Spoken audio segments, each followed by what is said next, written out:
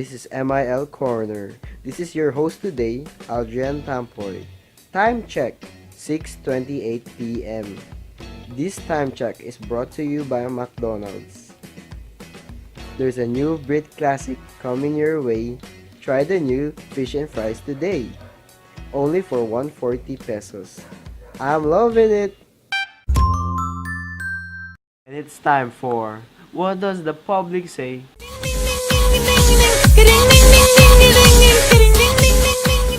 Where we tackle about information literacy among our listeners. Let's get into it. Hello, and we are here with our distinguished guest, Colleen Laluño from De La Salle University, Dasmariñas. What do you do there? So, I'm currently a grade 12 student from ICT, that's Information and Communications Technology. Oh, ICT. So you like tackle computers? Mostly, but we're still in STEM, so we focus on subjects that revolve science too, and maths. Okay, so our segment today, it's about information literacy. Do you know about information literacy? Yes, we currently have a subject about that. Really? Yes. Oh. What do you discuss there? The types of information and how can we distinguish between legitimate news and the fake ones. Okay, so you're in line with our segment today. Okay, Yeah. so our segment today, yeah, I told you it's about information literacy. So we want our viewers to know how to base legitimate news, how to find if the news is legitimate or if it is fake, if it is credible, and if it is not worth sharing. And we're also going to tackle about the factors affecting information literacy and about the news that go around today. You think you're up for that? I'm gonna try my best to speak for the people. Alright, let's get into it. Okay. So, our first topic would be among news. What do you think is news right now in social media? Because social media is a great opportunity for people to share their thoughts and opinions. It is also being used today to spread a plethora of information, and every second that passes there's like a lot of information already, so it is hard to distinguish between what's true and what's not. Okay. So, are you an avid social media user? I don't want to be, but I have to, I guess. Okay, so you've come across fake news. Yes, quite a lot. So how would you describe them? So fake news, as I've encountered them, they're quite clickbait. Oh, if our viewers know what that means. It can be quite misleading. It is, what do you call this? A very exaggerated headline, but it isn't exactly accurate most of the time. And when you click the headline, you won't be able to see clearly what's said before you click it. So it's full of nonsense most of the time. Yeah, it's nonsense. Okay. So you say that fake news is nonsense. Okay. So we've tackled about what fake news is. So let's go back to what we should discuss. Legitimate news. Okay. So first of all, how would you describe legitimate news from fake news? It's quite hard actually because, like I said, there are a lot of sources now that there is social media and everyone can share what they like. You won't even know, sometimes you won't even know what's their real name, because in the internet it's hard to know who someone really is. So legitimate news, it is usually coming from a first-hand source, like um,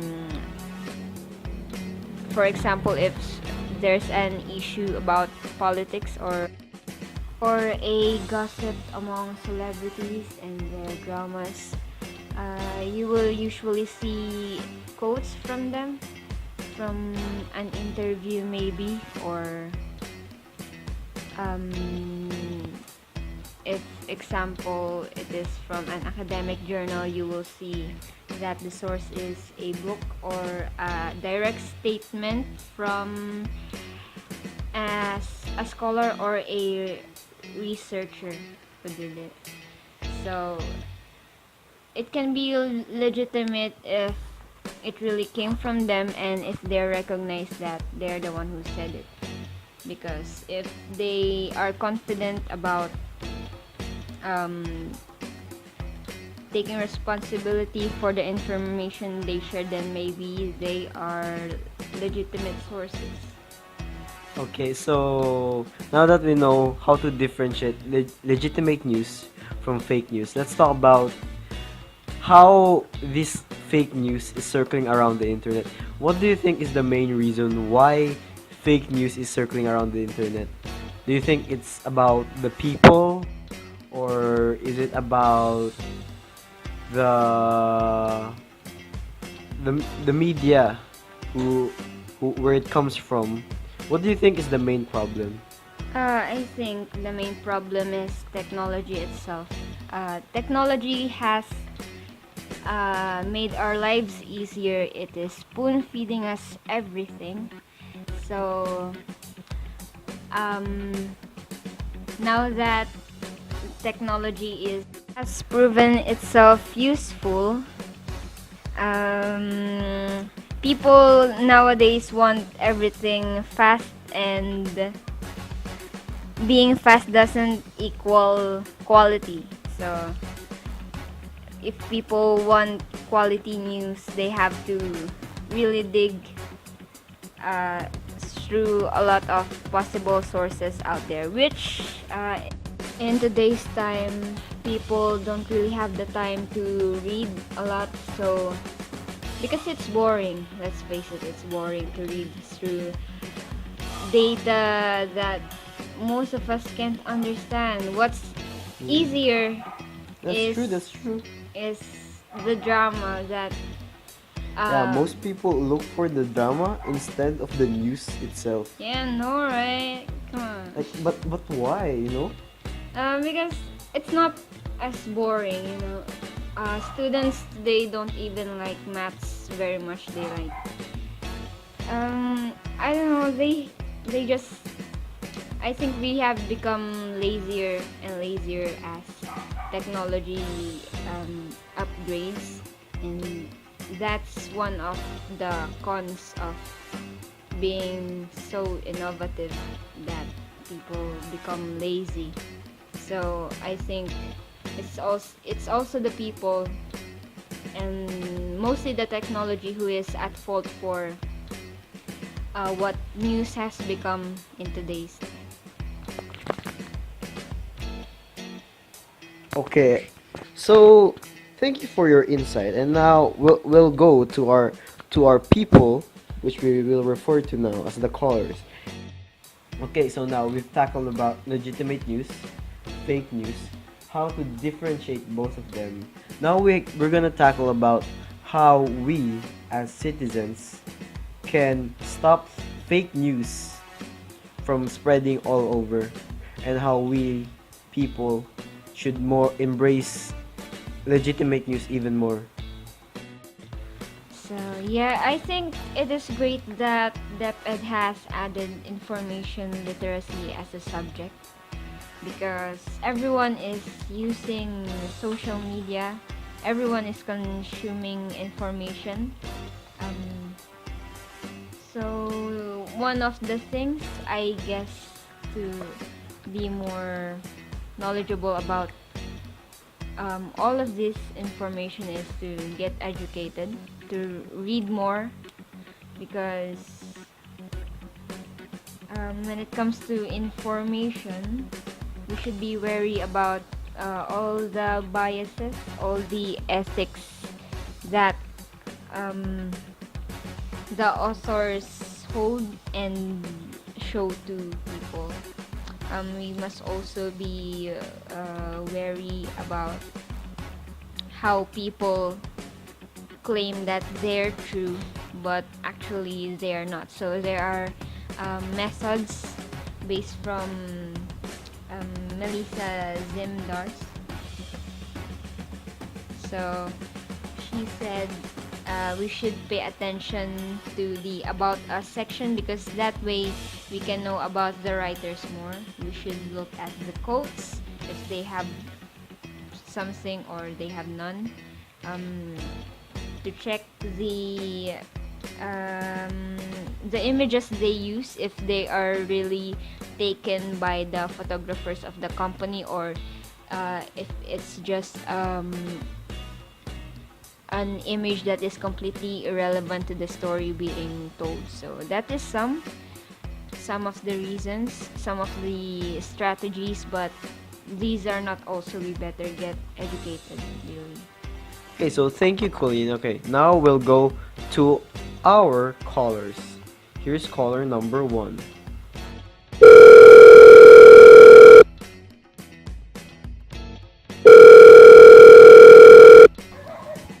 Hello, what's your name? Hello, this is Francis Manuel. And what's your question for us? For me, I think the people I trust send trustworthy news. Is this a good habit? Well, what do you think about that, our guest, Colleen? Do you think that people you trust also share trustworthy news and stories? Well, thank you for that question, Cess. But I think that not that's not the case every time.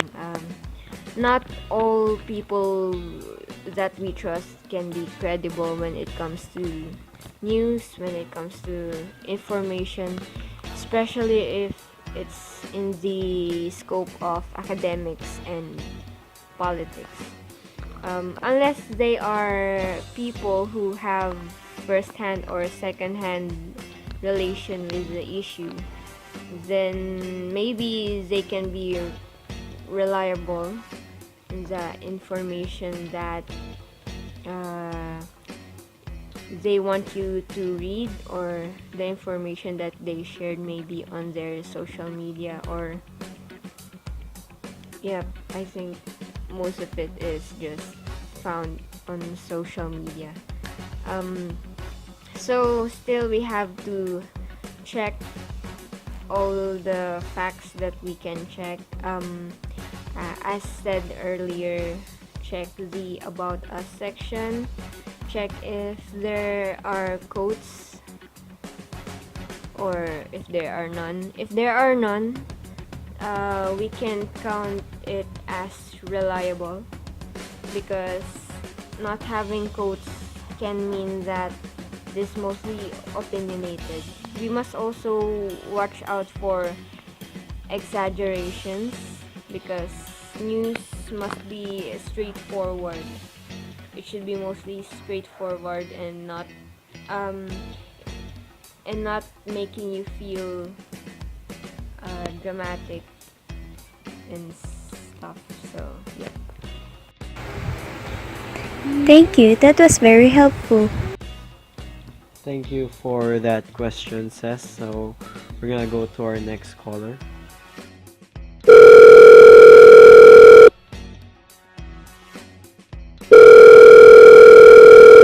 Well, hello there, and what's your name? Hello, my name is Alea. And what's the question you have for us? I wanted to greet my friends from Australia.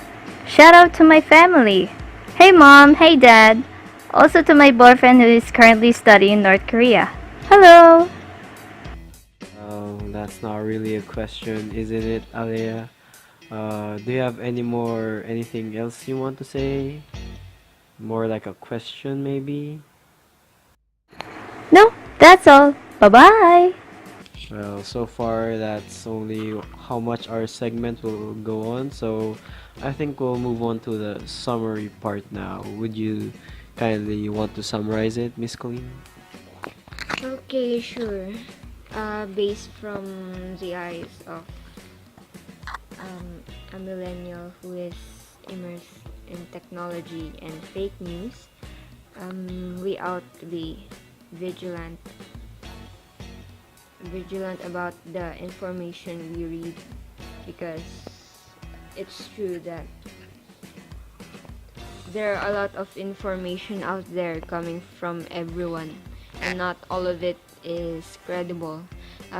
In fact finding, also, we should not be biased in, for example, if we're asking Google what about an issue, it shouldn't be only agreeing to our side, else it could be confirmation bias. We shouldn't be biased towards information, um, unless you need to, but generally, generally it's not recommended.